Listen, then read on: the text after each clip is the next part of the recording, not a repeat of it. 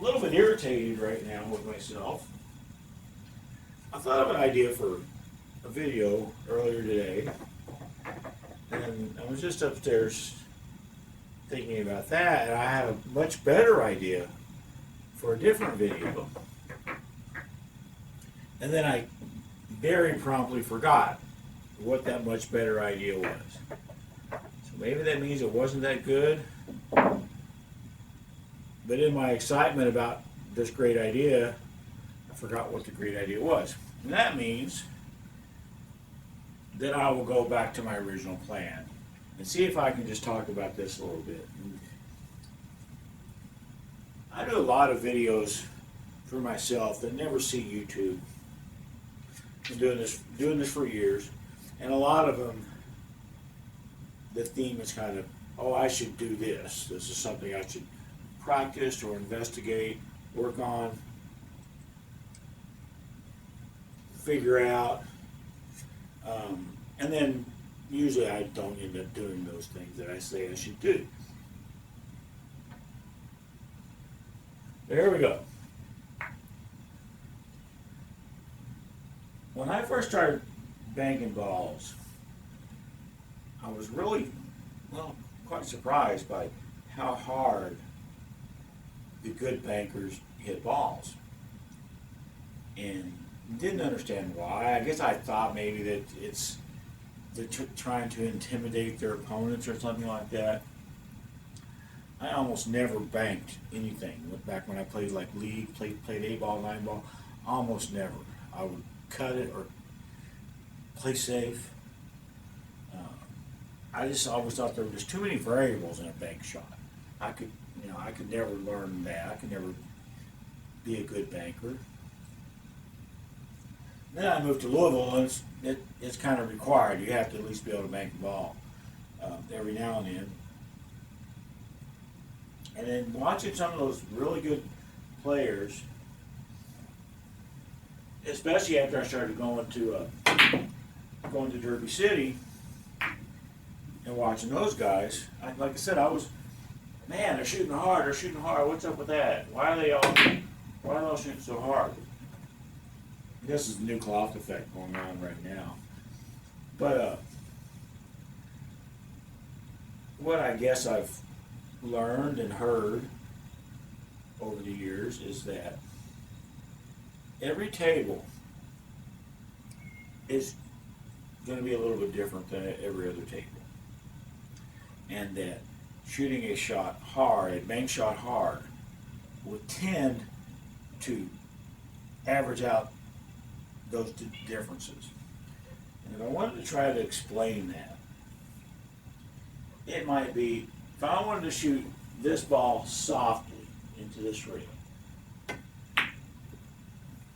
and see what the angle it comes off at. Now, if I want to come down here on a different cushion, not even a different table, I want to come down here on a different cushion and shoot the same speed, the same shot, this cushion may behave differently than that one did.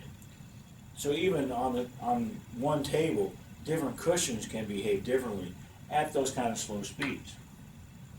They can take English better, they can slide more. Even this part of this rail may be different than this part of this rail. Don't know why that might be, defect in the rubber or whatever. But the thing is, if I shoot hard, they're going to start to even out a little bit. They're not going to be as different. There still will be some differences, but they won't be as dramatic. And the same thing goes for the table. It goes to different tables. If you bank all the shots firmly, at least, that's going to make all those different tables play a little bit more similar to each other. And that's what I heard, and the experience that I have, I tend to believe it. It's proven itself to me. Now, I shoot bank shots, what I consider to be a firm speed. Not a hard speed. Of course, every situation is different. There's going to come times when I have to shoot a shot at a hard speed. But what I consider the way I shoot is just a firm speed for bank shots. You look at some of the top players, the one that really comes to mind is like John Brumback, one of the best bankers in the world. He hits everything at what looks to me like break speed. And yet, one of the best players in the world. If I wanted to hit this 14 that hard, it would be about like that. And maybe even harder than that. And so one of the things that I want to mess with, one of the things I should do, is shooting the shots that hard, way harder than I'm used to. Does that even out the various tables and rails even more? I don't know if that's the case, and mostly I don't know if that's the case because I don't shoot nearly as accurately when I have to move my arm that quickly. Probably something that I could work on and get better at. Don't know the answer to that question. The way that John Brumback was slam balls in, he's got to be doing it for a reason, and I don't think that reason is to intimidate his opponents. He's beyond that. He's intimidates opponents. You look up at the banners at Derby City. He must do it for a reason, and I got to think that reason must be that it helps him to make the banks. I'm lucky if I ever make a ball shooting that hard, but I'm just doing this tonight. First time I really tried slamming these balls like this. Now, for full disclosure, there is another reason that some of those top bankers will hit a ball that hard. And Truman Hogak actually explained it to me. Let's say let's put the balls on the intersections here. I'm going to bank this 2 across side. The harder I shoot it, the shorter the bank is going to go. I think anybody watching this video probably knows that. That means that at my firm speed, maybe I have to hit 2 about right here, and then it'll shorten up and go in the pocket. But at like Brumback speed, you may have to hit down here another inch or so. Then it'll shorten up and come in the pocket. And the thing is that Truman explained to me was a ball coming in to a pocket at this angle has a better chance of going than a ball coming in at this angle. Coming in at a straighter angle. And then also includes the corner pockets. Coming in at a straighter angle helps the shot go in. So there's more to it than just for consistency's sake. There's also, it can make the shots easier. If I want to really slam this ball, I gotta cut it to where my normal bank, I think I'll probably hit about right here. But I'm going to really slam it, so I kind of have to trust. Yep, that's where I hit. I gotta trust that what I'm doing is going to really shorten the ball up a lot. Yeah, and of course it's not, because the balls like to make a lyre out of it. I mean, that's a pretty cool 2-railer. See that? I'm gonna try that again. The balls like to make lyres out of me. I do have new cloth on this table as well, which is going to affect certain things.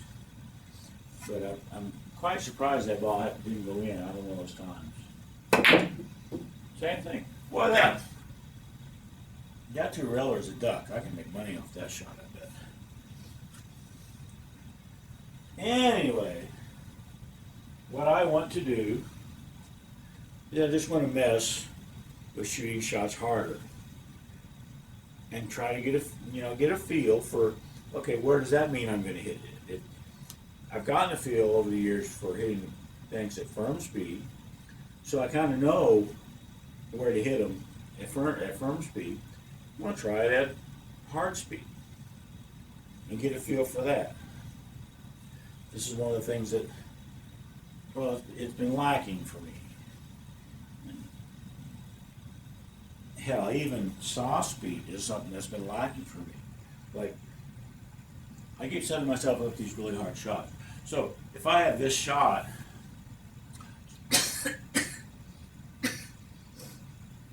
simple cross corner, right? I've had to learn that if I'm going to shoot this soft for some reason, to play some kind of a shape or something, I'm playing one pocket, but I'm going to hang the six. I hate pool.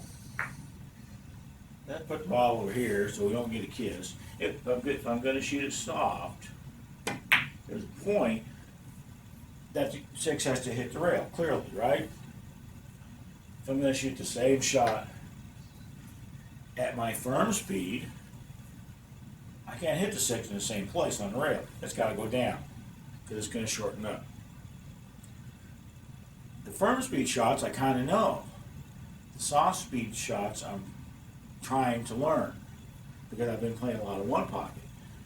The hard speed shots,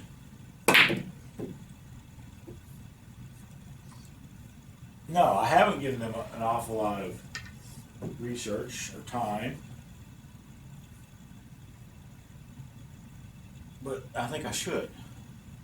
If I want to be the best player I can be, the most well-rounded player I can be, I wasn't trying that three rails.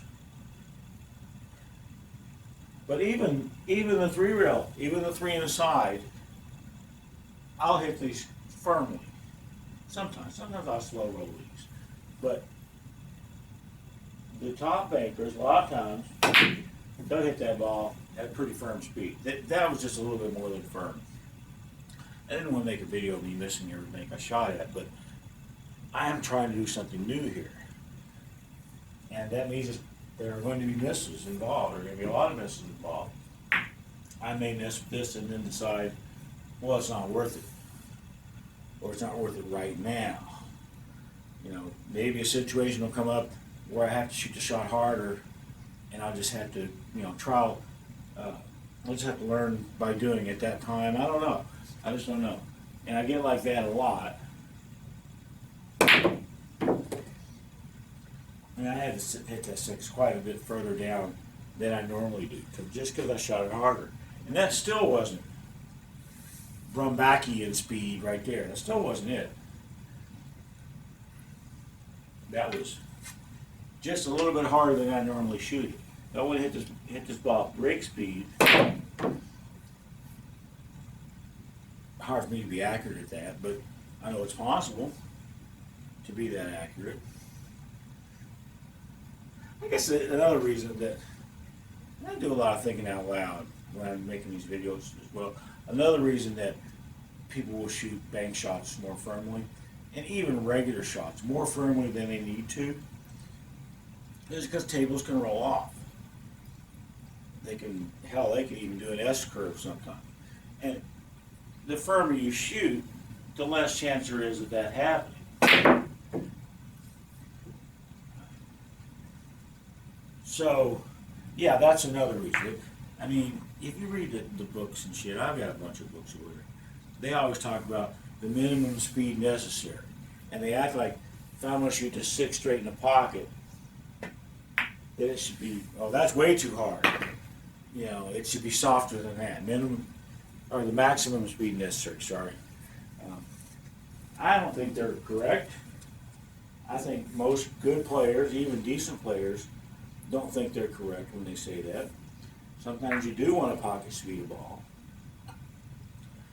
If you're playing one pocket is a good example. A lot of times you're going to pocket speed a ball.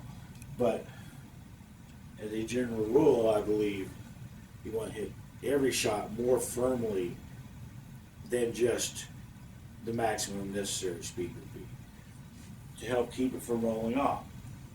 If for no other reason, that's a good one right there, to keep the shot from rolling off because the table's weird or whatever.